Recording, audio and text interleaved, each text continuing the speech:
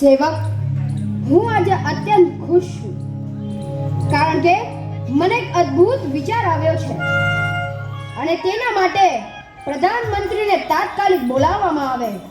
જેવી આજ્ઞા મહારાજ.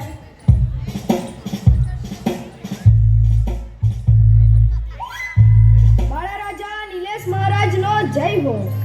શું કામ પડ્યું નામદાર?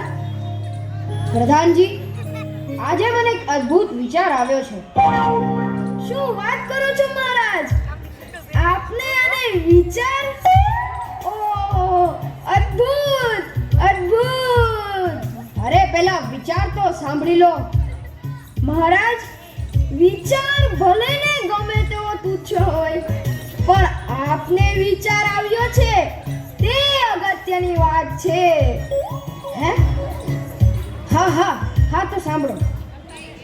મને એમ લાગે છે કે અભ્યાસ એ ભારેખમ પથ્થર છે અને ફૂલ સમાન નિર્દોષ બાળક પર મૂકવાથી એ કચડાઈ જશે. માટે આજથી આપણા દેશની દરેક શાળાઓને તાળા મારી દો અને દરેક શિક્ષકોને જેલમાં નાખી દો.